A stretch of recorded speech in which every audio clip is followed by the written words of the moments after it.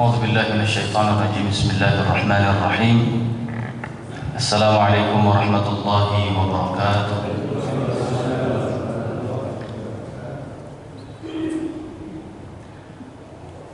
الحمد لله رب العالمين والعاقبة للمتقين ولا عدوان إلا على الظالمين أشهد أن لا إله إلا الله وحده لا شريك له إياه نعبد وإياه نستعين وأشهد أن سيدنا محمدا عبده ورسوله المبعوث رحمة للعالمين اللهم ربنا فصل على سيدنا محمد وعلى آله وصحبه ومن تبعهم بإحسان إلى يوم الدين سبحانك لا علم لنا إلا ما علمتنا إنك أنت العليم الحكيم لا إله إلا أنت سبحانك إنا كنا من الظالمين أما بعد. Alhamdulillah, kita bersyukur kepada Allah Subhanahu wa taala. Salawat dan salam kita hadiahkan kepada suri tauladan kita Nabi Allah Muhammad sallallahu alaihi wasallam. Jamaah sekalian yang dimuliakan Allah Subhanahu wa taala,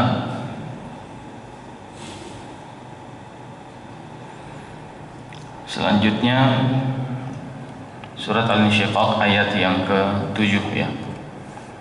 Terakhir ayat ke-6 membahas famulaqi. Ya ayyuhal insan innaka kadihun ila rabbika kadhan famulaqi, dari kata laqa, yulaqi, liqa, bertemu. Apa yang bertemu? Yang pertama tentu setiap yang berupaya, kadhan, apapun upayanya ya, bikin dosa pakai upaya, ada jerih payah, kadah. Semua kita hidup di dunia ini pasti mengeluarkan jerih payahnya, baik yang berbuat baik ataupun yang berbuat buruk ya. Tapi ujung-ujungnya famulaqih, kata Allah Subhanahu wa taala, adalah pertama ya, kita review singkat ya, yaitu raji', dia akan kembali, kebaikannya kembali kepada dirinya semua, keburukannya juga kembali kepada dirinya. In ahsantum ahsantum li anfusikum wa in asatum falaha. Anda berbuat baik, kebaikan balik ke diri Anda. Anda berbuat buruk, keburukan juga kembali ke diri Anda juga, kata Allah. Maka famulaqih maknanya kembali, raji'. Kemudian mulaqin rabbak, bertemu dengan Allah. Karena berbuat dosa itu walaupun dia menjauh tanda petik dari Allah ya, jauh dari rahmat Allah Subhanahu wa taala, jauh dari pertolongan Allah, jauh dari ridhanya, bukan berarti semakin menjauhi kematian ya. Yang berbuat baik dengan sebaik apapun juga tidak bisa mempercepat pertemuan dengan Allah. Berdosa tidak menunda pertemuan, berbuat baik tidak mempercepat pertemuan. Tapi bahwa pasti bertemu, kata Allah, famulaqih, pasti kok ya. Cuma jangan sampai ketika bertemunya justru sedang berbuat dosa. Karena kita pasti ketemu ya. Sungguh tidak enak kalau ketika ketemunya justru ketika sedang berbuat dosa ya. Orang tua, mertua ngabarin gitu ya, ini mama mau datang jam berapa, nggak tahu. Kan kita wanti-wanti Pak ya, jangan sampai pas lagi orang atau mertua datang, pas kita nggak siap nyambut, kita nggak ada, maka kita persiapan betul-betul untuk menyambut ya. Setiap hari ada aja nih siapin nih, kira-kira beli apa lagi nih, tahu-tahu datang mendadak mertua gitu. Nah famulaqih, pertemuan itu pasti. Jadi upaya kita sejatinya adalah upaya yang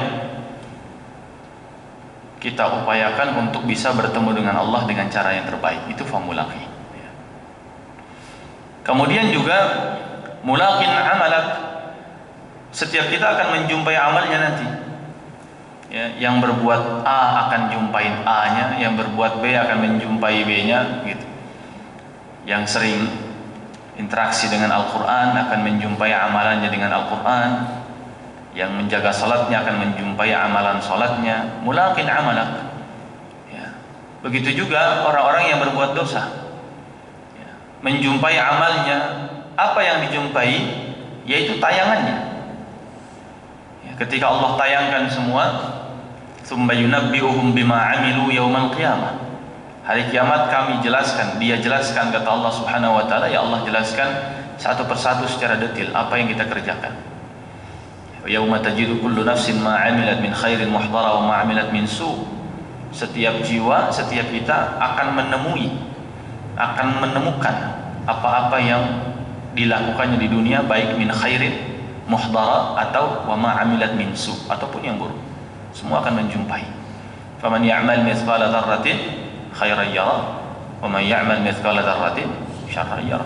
Mau baik mau buruk semua akan kelihatan kok nanti hasilnya. Itu amal. Kemudian yang terakhir adalah antalqa rabbaka bi'amalik wa qila tulaqi kitab 'amalik. Akan menemukan, akan menjumpai kitabnya, catatan amalnya. Makanya ayat berikutnya adalah fa amma man utiya kitabahu. Ada biyamini sama ada ya bishimali gitu ya, atau ada wara dhahri ya. Tapi dalam surat ini biyamini sama wara dhahri. Kalau dalam surat Al-Haqqah ya, amma man utiya kitabahu biyamini, kemudian wa amma man utiya kitabahu bishimali gitu ya. Ada dari kanan, dari kiri, ada dari belakang. Ada ashabul yamin, ada ashabul shimal, ada ashabul maimanah, ada ashabul mash'amah gitu. Nah, fa amma man utiya kitabahu. Ini peristiwanya ketika di mahsyar. Ya. Adapun orang-orang yang diberikan catatannya, kitab catatannya biyamini, dengan tangan kanannya, ya, dari sebelah kanannya. Ada beberapa penjelasan. Yang pertama adalah Imam Qurtubi mengatakan wa huwal mu'min, yang bisa mendapatkan catatan amalnya dari sebelah kanan adalah orang beriman. Wa huwal mu'min. Yang kedua dikaitkan dengan apa yang ada dalam surat Al-Waqiah tentang ashabul maimanah. Ma ashabul maimanah, golongan kanan, sungguh bahagia golongan kanan. Tafsirnya adalah mereka yang diberikan kitabnya dari sebelah kanan. Yang lain mengatakan tafsirnya adalah mereka yang dibangkitkan di sebelah kanan, mereka yang akan digiring ke arah kanan. Ya, sebelah kanannya Adam itu ashabul maimanah. Nah, orang-orang yang diberikan kitabnya dari sebelah kanan, dengan setelah itu ayatnya wara dhahri, dari belakang punggung. Berarti orang yang diberikan kitab dari sebelah kanan bukan berarti dari arah kanan, tapi menerima dengan tangan kanan. Dari mana diberikan arahnya? Dari arah depan. Sebab ayat berikutnya adalah tentang diberikan kitab dari arah belakang. Wara dhahri, dari belakang punggung. Nah, ini diberikan dari arah depan, kemudian dengan tangan kanan. Tentu simbol penghormatan, simbol kebaikan. Ya, tangan kanan simbol kebaikan. Nah, kemudian Imam Qurtubi mengutip hadis Nabi SAW dari Siti Aisyah. Tatkala beliau berkata, qala Rasulullah, berkata Nabi SAW, man husiba yawmal qiyamati uzzib. Qalat, faqultu ya Rasulullah, alaysa qad qala Allah fa amma man utiya kitabahu bi yaminihi fasawfa yuhasabu hisaban yasira. Faqala laysa dzaka al-hisab, innama dzalika al-'arad. Man nuqisha al-hisab yawm al-qiyamah uzzib. Wal iyad billah. Siapa orang yang diberikan kitabnya dari sebelah kanan, kata Allah, fasawfa yuhasabu hisaban yasira, akan dihisab dengan hisab yang mudah. Siti Aisyah pernah mendengar Nabi SAW berkata, siapa yang dihisab maka pasti diadab. Siapa yang diberlakukan atasnya perhitungan, berarti walaupun masuk surga nggak bisa langsung, pasti melewati adab.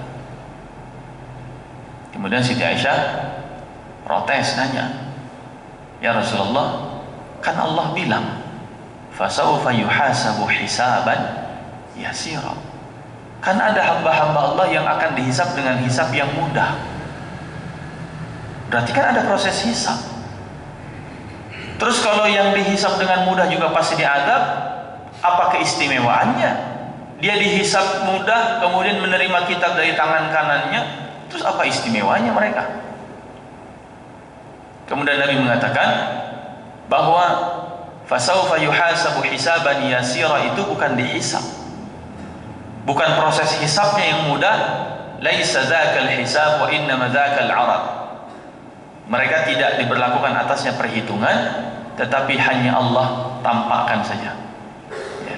Iqra kitabaka kafa bi nafsika al-yawma 'alaika hasiba. Udah baca sendiri. Ya. Tuh kamu baca. Buka, semua kita baca nanti, Pak. Ya, kalau ada yang mau protes boleh, ya. Ya Allah, saya perasaan tahajudnya 11 kok kenapa ditulis 8 gitu. Boleh, silakan aja. Kalau memang masih ingat, Pak. Perasaan Senin Kamisnya rajin kok, kalau tulisnya Rabu sama Sabtu ini saya puasanya misalnya gitu. Ya, kalau mau protes silakan saja. Tapi apa iya kita bisa protes? Ya, la yughadiru saghiratan wala kabiratan illa ahsaha. Enggak ada sekecil apapun amalan kecuali semua detil sekali tercatat dengan hitungannya malaikat. Jam berapa, menitnya, detiknya, berapa jumlahnya, detil ahsaha. Dengan ihsaiyat, dengan ketelitian. Ya. Tetapi ketika orang beriman membaca, dia membaca dengan penuh ketakjuban juga. Ya Rabb, ternyata banyak amal yang kita nggak sadari, Pak, tapi Allah catat. Banyak amal yang kita juga mungkin sudah lupa, catatan Allah masih ada. Ya. Ketika orang beriman melupakan amalnya, orang-orang yang tidak beriman juga lupa atas kekufurannya. Sehingga Allah mengatakan, al-yawma nansakum kama nasitum liqa'a yaumikum hadza. Ya udah, dulu kamu melupakan saya, ya udah saya lupakan kamu juga sekarang. Jadi hari akhirat, hari yang semua juga lupa tentang hakikat dunia. Orang beriman nggak ingat, Pak. Makanya penuh dengan ketakjuban, sehingga ketika mereka mendapatkan kitab dari sebelah kanan, takjubnya dalam rangka apa? Bersyukur. Buka kitabnya, catatan banyak sekali. Alhamdulillah, ternyata Allah nyatat ketika saya begini, Allah nyatat, Allah semua catatannya ada lengkap ketika saya begini. Kita saja di dunia, sekarang usia kita mungkin rata-rata berapa? Ada 40-an ya. Rata-rata ya. Bukan kebanyakan, rata-rata ya. Kira-kira pernah nggak kita bisa mengingat, mungkin di usia SD kita pernah infak Jumat misalnya ya.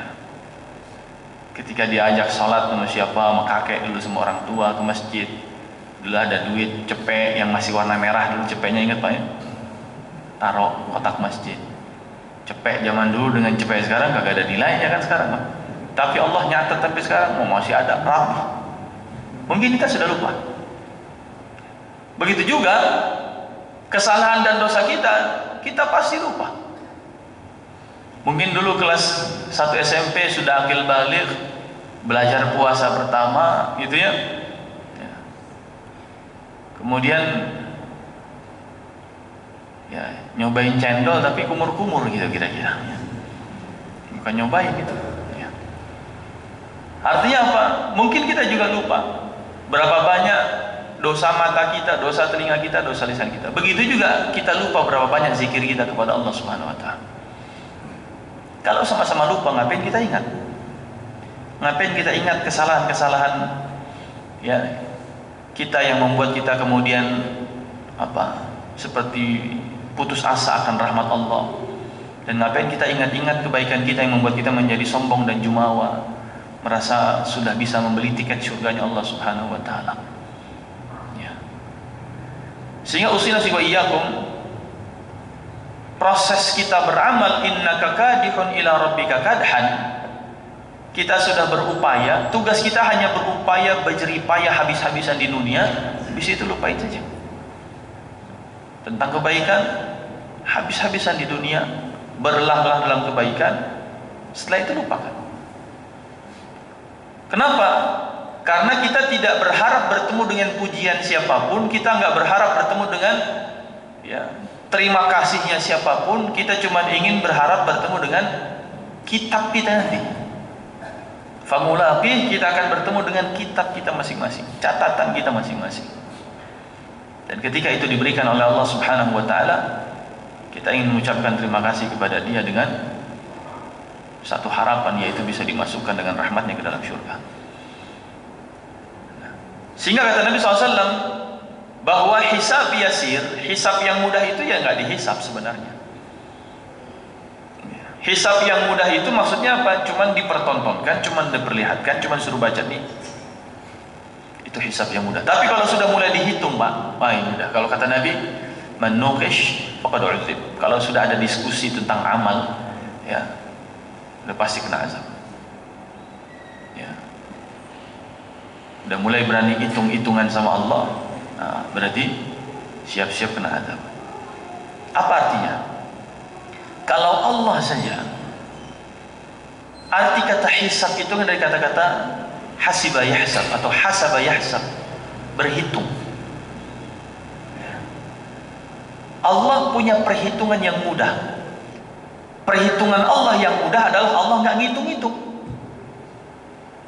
Supaya kita mudah nanti prosesnya, maka jangan pernah ngitung-ngitung di dunia. Kalau mencoba ngitung-ngitung dengan amal kita di dunia, siap-siap dihitung sama Allah nanti. Seolah-olah Allah ingin bilang gitu kan, saya aja nggak ada perhitungan, saya cuma nunjukin catatannya, kamu begini, ini catatannya. Kita berani protes, ya Rob, kok cuma segini? Nah, berarti sudah mulai perhitungan sama Allah. Kalau sudah ngajak diskusi sama Allah tentang amalan, sudah coba hitung-hitung, siap-siap di ingat kisah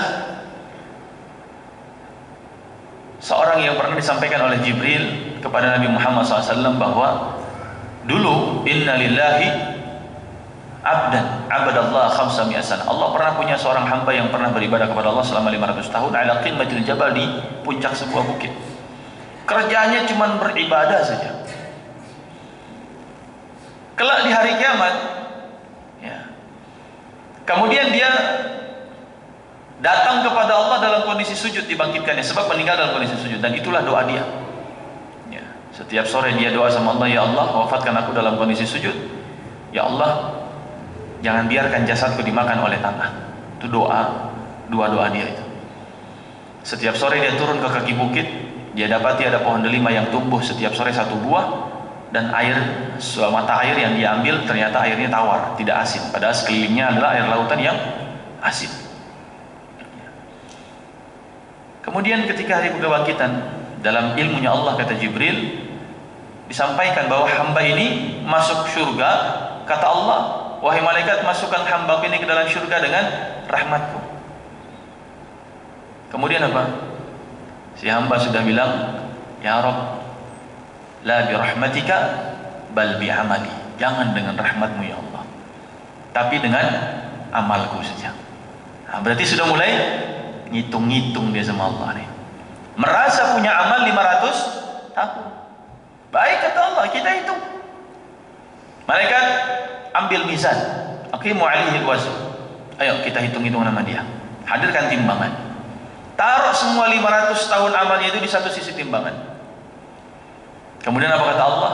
Ambil satu biji bola matanya, taruh di sisi timbangan yang lain. Tiba-tiba timbangan seimbang.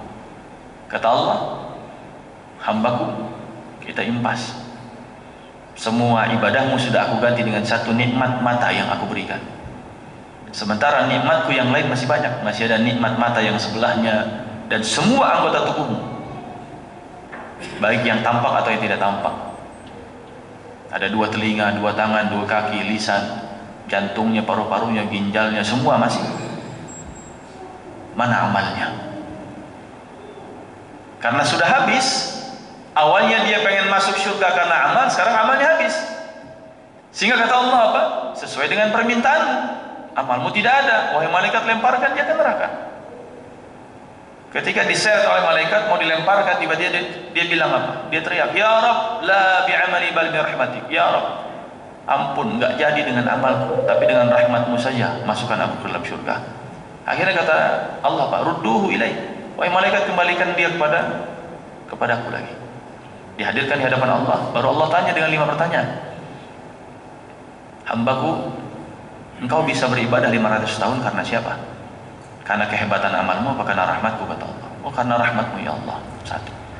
Yang kedua, siapa yang telah menjadikan mata air di kaki bukit itu tawar rasanya, pada sekelilingnya adalah air laut yang asin? Karena kehebatan amalmu atau karena rahmatku? Kata sang hamba, karena rahmatmu ya Allah. Yang ketiga, siapa yang telah membuat ada pohon delima, Pak, pohon delima di kaki bukit yang sekitarnya lautan yang asin, daerah panas tentunya, dan berbuahnya biasanya setahun sekali. Ini setiap sore sekali satu buah delima tumbuh matang.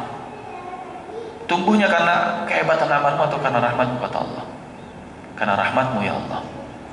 Kemudian yang keempat, siapa yang telah menjadikan jasadmu utuh di dalam tanah sebagaimana doamu? Itu karena kehebatan amalmu atau karena rahmatmu? Karena rahmatmu ya Allah. Kemudian yang kelima, siapa yang telah menjadikan wafatmu dalam kondisi sujud sebagaimana doamu? Kehebatan amalmu atau karena rahmatku? Kata sang hamba, karena rahmatmu ya Allah. Maka kemudian Allah bilang, wahai malaikat, masukkan dia ke dalam syurgaku dengan rahmatku. Jadi kitab itu hanya catatan saja. Ya kalau ada yang mau protes silahkan, kan gitu tadi saya bilang. Kalau merasa nggak pernah bikin dosa tapi kemudian ada catatan, silakan kalau mau protes. Tapi kalau yang berbuat baik udah dikasih sama Allah, ditunjukin catatannya, udah diam aja kita, Pak. Ya, nggak usah demonstrasi tadi sana, ya. Nggak usah protes di sana. Karena kalau sudah protes, minta, ya Rob saya pengen masuk surga pakai pintu Al-Quran saja. Ya Rob saya pengen masuk surga pakai pintu berbakti sama orang tua saya saja. Ya, itu kita sudah mulai perhitungan dengan Allah, ngitung-ngitung seolah-olah kita bisa masuk surga dengan amal, padahal tidak ada satupun yang bisa masuk surga karena amal. Catatan dibuka, amalmu berbakti sama orang tuamu banyak sekali, amal sedekahmu banyak, amal puasamu banyak. Tentu pintunya bisa masuk 3 pintu, Pak. Pintu sedekah bisa, pintu berbakti sama orang tua bisa, pintu puasa bisa. Kira-kira pengen masuk pintu mana? Hah? Pengen masuk pintu mana, Pak? Masuk pintu yang di situ ada rahmat Allah. Jangan kita mendikte, wah saya mau pakai pintu ini, enggak usah. Allah merahmatinya lewat pintunya puasa, alhamdulillah ar-rayyan. Memang Allah sudah siapkan. Karena Allah yang mengatakan, bilang sama mereka yang puasa, masuk semuanya. Setelah semua masuk, tidak ada satupun orang setelahnya yang masuk kecuali orang yang berpuasa. Kalau sudah masuk semua, tidak ada satupun yang bisa masuk setelah itu. Siapa yang bilang? Allah. Ayo masuk semuanya. Jadi kalau Allah tidak izinkan masuk lewat pintu itu, walaupun kita punya amalan puasa, ya nggak bisa masuk lewat pintu itu. Kalau Allah lebih merahmati kita lewat pintu berbakti sama orang tua, mungkin puasa rajin tapi orang tua tiap malam berdoa untuk kita, ya Allah rahmati anak saya, saya ridha dengan anak saya. Jangan-jangan doa orang tua itu yang nembus ke langitnya lebih cepat dibandingkan puasa kita. Sehingga apa maknanya? Ketika kita sudah berbuat amal baik dengan jerih payah, innaka kadihun ila rabbika kadhan famulaqi, ujungnya kita hanya ingin bertemu dengan catatan kita untuk bisa tanda petik menebus rahmat Allah. Bukan untuk mendikte pengen masuknya lewat mana, bukan pengen mendikte kita punya pahala berapa, bukan ingin mendikte segala perhitungan dengan Allah. Sebab Nabi mengingatkan, siapa yang sudah mulai perhitungan sama Allah, siap-siap dihitung. Dan kalau sudah dihitung, pasti ada adabnya. Ya. Berarti hidup di dunia nggak usah hitung-hitung, Pak. Ya. Kebaikan kita nggak usah dihitung, kesalahan orang sama kita nggak usah dihitung, biarin aja. Ya. Kalau ngitungin kesalahan orang capek, ngitungin kebaikan kita juga sia-sia. Ya. Jalan saja terus. Ya. Kenapa Bapak kok tahun ini kurbannya di Masjid Babul Jannah? Wah, habis kalau di Babul Jannah saya sebagai pekurban dapat 3 kantong dagingnya dikasih saya. Tahun lalu di mana? Saya di Masjid Fulan. Kok nggak di situ lagi? Habisnya di sana mah cuma dapat 2 kantong. Oh berarti udah ngitung-ngitung. Ya, di masjid sana pekurban dapat 2 kantong, di sini pekurban dapat 3 kantong. Berarti sudah ngitung-ngitung sama Allah nih. Hati-hati beramal ngitung-ngitung. Ente kenapa kok sahurnya di Jakarta, buka puasanya di Bandung? Gimana kira-kira Pak? Nah, habis sahur di Jakarta langsung berangkat ke Bandung. Kenapa? biar bukanya lebih cepat di sana. Masya Allah. Berarti udah ngitung-ngitung buka puasa aja. Padahal cuma beda berapa menit buka puasa Jakarta sama Bandung. Seorang mutawif, seorang ustadz bimbing manasik haji. Ibu, bahwa haji dan umrah itu tijarahnya tijarah lan tabur, perdagangan dengan Allah yang tidak pernah rugi. Apa yang ibu keluarkan, apa yang bapak keluarkan biaya haji dan umrah, pasti Allah ganti nanti kalau sudah pulang. Maka ditulislah semua daftar pengeluaran dia saat haji. Laundrynya dihitung. Berapa sih laundry kemarin ketika haji ya? Makan di Al-Baiknya dihitung. Wah, saya 3 porsi kemarin di Al-Baik nih. Jadi 75 real ini saya keluar nih. Total pulang ke Indonesia berapa kemarin habis haji? Ongkosnya sih 200 juta. Cuman belanjanya juga keluar sih 100 juta, 300 ya. Akhirnya 2 tahun dia pulang dari haji, kagak balik-balik tuh 300 jutanya. Di luar ekspektasi kan gitu. Kenapa? Karena sudah berani berhitungan sama Allah. Ya. Kita ngasih nafkah buat keluarga, Pak, buat istri, buat anak. Hakikatnya ini kita sebagai fasilitator Allah dalam rangka menyalurkan rizki yang Allah berikan untuk istri dan anak. Kalau kita hitung-hitung, padahal itu rizki Allah kasih, wal'iyadzubillah. Ya. Jangan-jangan Allah nanti bikin perhitungan juga sama kita. Kita memberikan harta kita sedikit kepada orang tua, apalagi anta wa maluka li abika, kamu dan hartamu punya bapakmu. Kita berikan kepada orang tua, masih ngitung-ngitung juga. Kalau kita lihat dari sisi aspek bahwa ini adalah bentuk jerih payah kadihun ila rabbika, kalau hanya untuk Allah, maka famulaqi, kita akan menjumpai catatan amalnya. Syaratnya jangan ngitung itu. Lepasin saja. Ya. Fa insyaallah kitab yang akan kita jumpai, kitab yang akan membeberkan semua amal kita, dan kita akan terima insyaallah dengan tangan kanan kita dari sebelah kanan kita, ya, sehingga fasaufa yuhasabu hisaban yasiranya adalah laisa dzakal hisab, itu bukan hisab. Ya. Kalau lebih mau praktis, doanya adalah ya Allah adkhilnil jannata bighairi hisab. Lebih enak, Pak, lebih to the point gitu. Ya Allah, masukkan kami ke dalam surga tanpa proses hisab. Udah, kitab diterima, kita pegang aja udah. Nah, nggak usah buka-buka, kira-kira begitu. Ya, nggak usah kemudian kita lihat-lihat longok-longok lagi udah. Nah, diamin aja dah. Kata Allah, dari tangan kanan udah jelas udah. Kalau dari tangan kanan, yuhasabu hisaban yasira, udah selesai, jaminannya boleh surga ya, karena hisabnya hisab yasir, hisab yang sangat mudah. Nah, berikutnya jamaah sekalian yang dimuliakan Allah Subhanahu wa taala,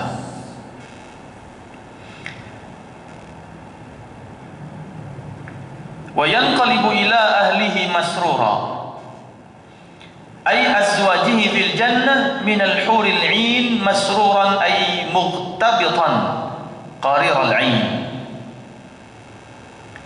Wa yuqal innaha nazalat fi Abi Salamah ibn Abd al-Asad, huwa awwalu man hajara min Makkah ila al-Madinah, wa qila ila ahlihi alladhina kanu lahu fi dunya liyukhbirahum bi khalasihi wa salamatihi, wal awwal qaul Qatadah ay ila ahlihi alladhina qad a'addahum Allah lahu fil jannah. Di sini ada kata ahl, artinya keluarga. Ahl dalam bahasa Arab bisa keluarga secara keseluruhan, ya. Ya ayyuhalladzina amanu qu anfusakum wa ahlikum nar. Ahl. Kalau dalam tafsirnya Said Qutb dalam fi Zilalil Quran, ahl di situ keluarga yang tidak hanya dibatasi dengan pernikahan atau sepersusuan atau nasab. Ya. Kalau nasab berarti ya hanya bapak, ibu, kemudian saudara kandung, itu nasab. Ya. Kalau sudah karena pernikahan ada mertua, ada mantu, ada ipar, ada ponakan, itu pernikahan. Kalau sudah muradha'ah atau radha'ah berarti sepersusuan. Nah, ahl kata Said Qutb dalam tafsirnya itu keluarga semuanya. Ya. Semua yang masih dijangkau dengan 3 ikatan tadi. Masih ada ketersambungan dengan nasab, masih disebut keluarga. Masih ada ketersambungan dengan musaharah, pernikahan, ini berarti masih saudara, ya, masih ahl. Ya. Berarti kita disuruh jaga sama Allah diri kita dan semua keluarga besar kita. Ya. Bukan hanya disuruh menjaga kita, istri dan anak saja, sebagaimana sebagian tafsir mengatakan ahli segitu saja. Kita, orang tua, pasangan, anak, itu ahli. Ya. Tapi secara luas, lebih luas lagi. Nah, wa yanqalibu ila ahlihi adalah ketika mendapati kitab kitab dengan tangan kanan, biyamin dengan tangan kanan, maka mereka yang mendapatkan kitab dengan tangan kanan tadi, mereka kembali ke ahlnya, kembali ke keluarganya. Nah, tafsir yang pertama ahl di sini adalah bidadari, karena keluarganya orang beriman bagi yang laki-laki di sana adalah bidadari duluan yang Allah akan serahkan, tanda petik, Allah akan perjumpakan pertama kali dengan para bidadari dulu. Jadi istrinya entah belum ketemu ini tafsir yang pertama, Pak. Ya. Masuk surga pertama ketemu langsung bidadari. Masya Allah. Ya. Dengan semua gambarannya dalam Al-Quran dan hadis Nabi. Yang kalau saya ceritain terpulang-pulang ya lupa istri takutnya ya. Ingatnya bidadari aja gitu ya. Karena sudah punya gambaran khusus tentang bidadari ya. Jadi nggak usah disampaikan sekarang, Pak. Biar pulang tetap mendapatkan istri bidadari kan gitu ya. Pulang, ya Allah, istriku engkau sungguh bidadari. Wah, ini yang paling penting, Pak ya. Di bidadari di sana entah silakan baca Al-Quran. Ya. Dari mulai umurnya urban atraba, mereka sebaya semua. Ya, punya istri lebih dari satu, di dunia nggak kesampaian, di sono dikasih sama Allah. Sebenarnya di dunia bukan karena nggak kesampaian, ya, karena nggak berani aja kayaknya. Pernah pengen sampai, cuma balik lagi gitu, putar balik. Rasa takutnya kepada ya, itulah takwa ya, takut sama yang tua kan, takwa itu. Ya. Takwanya itu lebih besar dari takwa kepada Allah, kira-kira gitu. Subhanallah. Ya, takut tidak adil kan? Allah membahasakan wa in khiftum alla ta'dilu fawahidah. Kalau Anda takut. Jadi memang enggak apa-apa. Ya, tapi takutnya bukan takut terhadap sosoknya, takut tidak bisa alla ta'dilu, takut enggak bisa adil. Apalagi kaitannya dengan yang batin. Nabi pun mengatakan Anda hanya bisa adil secara zahir. Kecondrongan, ibu-ibu ada yang batuk langsung. Kecondrongan rasa dan cinta itu memang nggak bisa adil, kata Nabi. Nabi ingin menjelaskan bahwa di antara istri-istri beliau pun itu cintanya porsinya beda-beda. Ya, kepada Aisyah tentu lebih besar, apalagi kepada Siti Khadijah. Nggak ada yang bisa menggantikan posisi Siti Khadijah. Sampai membuat Siti Aisyah cemburu kan ya. Ya. Kenapa? Sebab ketika aku sedang sulit dia yang membantuku, ketika orang menjauhiku semua dia yang menerimaku, ketika orang kemudian mencegah semuanya dia justru yang memberiku gitu. Itu Siti Khadijah, maka tidak tergantikan. Nah, itu makna pertama, ahl adalah bidadari. Yang kedua, mereka akan kembali ke ahl yang kedua, maknanya adalah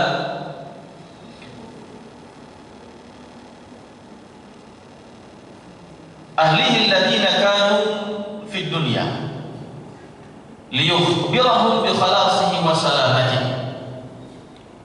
Mereka akan ketemu dengan pasangannya masing-masing. Jadi pertama kali masuk surga yang dicari adalah pasangannya dan keluarganya, keluarga inti. Ya. Tidak ada satupun dalam riwayat lain penghuni surga ketika masuk ke dalam surga langsung mendapatkan kenyamanan dan kenikmatan. Walaupun segala kenikmatan sudah Allah sampaikan, sudah Allah fasilitasi, sudah Allah tunjukkan, sudah Allah kasih ini buat kamu. Tapi mereka ketika masuk surga tidak bisa menikmati semua itu sampai mereka bertemu dengan istri atau suami dan anak. Ya Rabb, suami saya mana? Ya Rabb, istri saya mana? Ya Rabb, anak saya mana? Kau nggak ketemu. Coba cari lagi di surga. Cari lagi, ya Allah, kok nggak ketemu? Nah, kalau masih di surga beda lantai masih mending Pak. Ya. Nggak ada di lantai 1, suruh nyari lantai 2. Oh, ada di sana, alhamdulillah kita. Nah, dalam penjelasan lain para ulama menjelaskan kalau ada satu saja anggota keluarganya yang surganya lebih tinggi, ini yang lebih tinggi bisa narik. Misalnya kita nggak ketemu sama istri kita Pak, karena ternyata istri kita punya sifat sabar luar biasa. Dan orang masuk surga, Salamun alaikum bima sabartum. Selamat datang di surga karena kesabaran. Istri kita sabar banget. Dan sabar itu kan memang sifat yang sebanding dengannya ya syukur. Kita sebagai suami bersyukur dapatin istri kan gitu. Istri kita bersabar dia dapatin kita, luar biasa. Seimbang ya? Seimbang. Kalau dua-duanya sabar kan repot, gak ada yang bersyukur ya. Tapi kalau yang satu bersyukur, kita bersyukur dapat istri, alhamdulillah ya. Maka istri harus bersabar menghadapi kita itu. Nah dia sabarnya lebih tinggi, amalannya lebih besar. Kita bersyukur mungkin cuma sampai derajat surga lantai 1 gitu. Istri kita derajatnya lantai 2 surganya, subhanallah. Itu istri kata para ulama bisa narik suaminya naik ke lantai 2. Bukan sebaliknya kita yang nyuruh dia turun, enggak. Turun sini. Enakan aja. Dia bilang kita udah enak-enak udah turun ya. Kita yang ditarik naik. Begitu juga anak dan orang tua. Kalau kita sebagai orang tua, kita lihat anak kita yang ada di surga, misalnya lantai 1, anak kita mungkin penghafal Quran. Hafal Quran 30 juz, alhamdulillah. Kita juz 30 ya. Alhamdulillah. Beda dikit. Beda dikit. Maka anak surganya tinggi, anak bisa narik orang tua. Ya. Nah, ini kesempatan Pak. Kalau kita memang tidak dan belum sempat menjadi penghafal Quran 30 juz, jangan sampai nggak ada anak cucu kita yang hafal 30 juz. Ya, kita bisa ngitung-ngitung lah kira-kira kita surganya di mana kan? Bukan ngitung-ngitung ya, salah tadi ngitung-ngitung ya. Maksudnya bisa nakar-nakar lah ya. Kepantasan kita apa sih? Ya. Masih terbatas amalnya, tidak ada apa-apanya. Nah, punya anak, targetkan, cetak dia. Bantu dengan lingkungannya, carikan gurunya, kemudian daftarkan ma'hadnya dan seterusnya. Sehingga harapan kita dia narik. Karena penghuni surga masuk surga yang dicari pertama keluarga. Kalau sudah ketemu keluarganya, maka Allah mengatakan masrura, dia akan senang bahagia luar biasa. Apa maknanya? Masuk surga nggak ketemu keluarga nggak akan masrur. Itu maknanya. Wa yanqalibu ila ahli masrura, dia akan masrur, akan bahagia kalau yanqalibu ila ahli, kalau dia masuk surga ketemu keluarganya. Berarti makna paradoksnya apa? Kalau masuk surga nggak ketemu keluarganya nggak akan masrur ya. Kita ada Ustaz Masrur ya, Ustaz Masrur Ahmadi ya. Masrur itu arti bahagia ya, masrur. Sama kayak kita di dunia Pak, mau rumah sebesar apapun, isi kulkas penuh semuanya dengan bekal dan makanan ya, semua ruangan ada AC-nya dingin, bersih semua, sejauh mata memandang menyejukkan pandangan mata ya, tapi nggak ada siapa-siapa di rumah kecuali kita seorang diri. Pasangan nggak ada, anak nggak ada, cucu nggak ada. Ibaratnya justru kebahagiaan justru akan timbul walaupun rumah berantakan, yang penting cucu pada kumpul, bener ya? Nah, ini sepi banget rumah ini ya, cucu pada kagak main. Ini minimal orang tua sih ngerasain begitu ya. Memang rada rapi rumah, kelihatan bersih gitu, kagak berantakan, tapi sepi, hati nggak bahagia. Kapan cucu datang nih? Kapan nih anak si abang datang nih? Telepon, bang kapan ke rumah? Adik kapan ke rumah gitu. Karena pertemuan yang membahagiakan itu. Makanya Allah bilang famulaqi, ada pertemuan ya, bertemu dengan amal membahagiakan, bertemu dengan catatan amal membahagiakan, bertemu dengan Allah membahagiakan, bertemu dengan keluarga di dalam surga membahagiakan ya. Saya tadi baru pulang, ada dari Pondok Kelapa. Itu anak salah satu direkturnya Sinarmas, meninggal sudah 3 tahun yang lalu. Jadi 1000 harinya ya. Meninggal usia 18 tahun, masih muda anaknya, meninggal tahun 2001. Apa dia bilang? Saya terkejut, Pak. Dia bilang, selama ini saya, dalam pikiran saya adalah cari uang sebanyak-banyaknya, ujungnya buat anak. Dia bilang, ternyata kehilangan adalah sesuatu yang paling menyakitkan ya. Semua harta yang dipunya nggak ada rasanya ya. Nggak ada nilainya sama sekali, kata beliau tuh. Saking nggak kuatnya dia nahan tangisannya itu, langsung ditutup sambutannya ya. Dan 3 tahun setelah anaknya meninggal, rumah itu nggak pernah ditempatin sampai sekarang. Cuma tadi acara saja di situ. Artinya apa? Kata dia sangat membekas tadi. Ngebekas banget sampai sekarang belum hilang sakitnya itu. Mau sebanyak apapun harta, hanya pertemuan kembali dengan anak yang diharapkan. Jadi bapak apa harapannya? Saya cuma pengen ketemu anak saya lagi. Memang yang qalibu ila ahli masrur, kebahagiaan itu timbul kalau ketemu keluarga. Maka Allah bilang apa? Qu anfusakum wa ahlikum nar. Kalau pengen ketemu sama keluarga lagi, jaga betul keluarganya dari api neraka. Tugas kita masing-masing. Apalagi sebagai yang diamanahkan Allah dengan kalimat yang mitsaqan ghalidha, akad pernikahan itu. Ini kan perjanjian yang berat. Jaga istri, jaga anak, lagi kalau anak perempuan. Siapa yang Allah karuniakan anak perempuan 3, berhasil dijaga kehormatan dirinya, fitrah dirinya, kemudian anaknya ini bisa masuk surga, maka bapaknya otomatis masuk surga. Sahabat nanya, ya Rasul, bagaimana kalau cuma punya 2 anak perempuan? Ya 2 juga, kata Nabi. Yang lain nanya, ya Rasul, bagaimana kalau cuma punya 1 anak perempuannya? Yang 1 juga dah, kata Nabi. Alhamdulillah, Pak. Siapa di sini yang belum punya anak perempuan? Ada? Cari biangnya lagi, insyaallah. Habis dari yang ini mungkin udah nggak bisa kan? Nggak, ini ibu-ibu pada marah sama saya. Anak laki juga sama, ya. Anak laki dia bisa menjaga kehormatan keluarganya.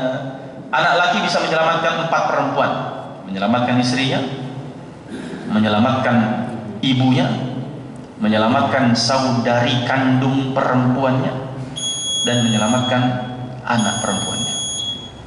Anak perempuan, saudari kandung, ibu, istri. Laki-laki bisa menyelamatkan 4 perempuan. Sebagaimana 1 perempuan bisa diselamatkan oleh 4 laki-laki. Bapaknya, suaminya, anak laki-lakinya, dan saudara kandung laki-lakinya. Dia perempuan tuh enak, yang nyelamatin dia banyak. Laki-laki yang harus diselamatin banyak, Pak. Jadi nggak ada istilah, saya cuma perlu sama istri saya doang.